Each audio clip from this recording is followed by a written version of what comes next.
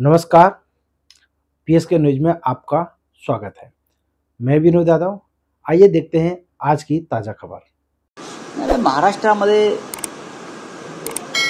मुळात आज शिवसेनेचा 59वा वाढदिवस आहे। 59 हा टप्पा गाठणं सोपं नसतं। एखादी संघटना, एखादा राजकीय पक्ष 59 वर्ष पूर्ण करतो आहे, 59 वर्ष वर्धापती साजरा करतो आहे। टप्पा गाठणं सोपं नाही।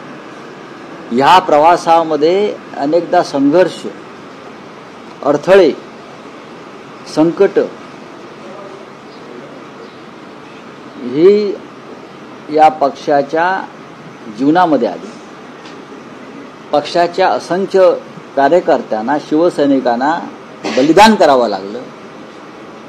स्वतः शिवसेना प्रमुखांना तुरुंगवास भोगावा लागला सुरुवातीच्या काळामध्ये।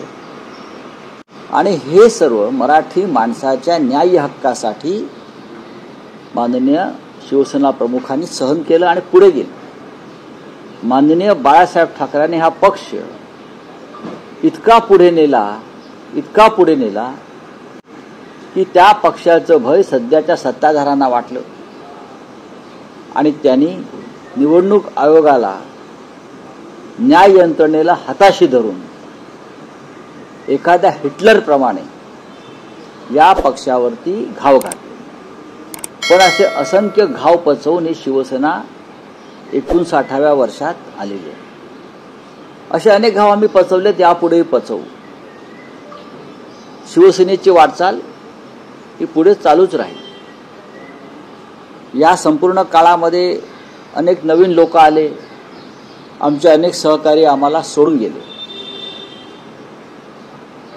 तरी हा पक्ष पुढे नेण्याचं ध्येय आणि कसब माननीय बाळासाहेबांनंतर सन्माननीय शिवसेना पक्षप्रमुख उद्धव ठाकरे यांनी दाखवले। शिवसेना विरोधी पक्षात उत्तम काम करत आली आणि जेव्हा सत्तेची जबाबदारी आमच्यावर आली तेव्हा आम्ही सत्तेवर सुद्धा चांगल्या प्रकारे काम करून दाखवलं। पण शिवसेनेचं भय हे सत्ताधाऱ्यांना कायम वाटत आलं। शिवसेनेचं भय सत्ताधाऱ्यांना कायम वाटत आलं आणि ते वाटायलाच हवं। अशा पद्धतीनं या संघटनेची बांधणी शिवसेना प्रमुखांनी त्यानंतर उद्धवजीने केली। आज के खबरों का सफर यहीं तक। मिलते हैं अगली खबर के साथ। तब तक के लिए नमस्कार।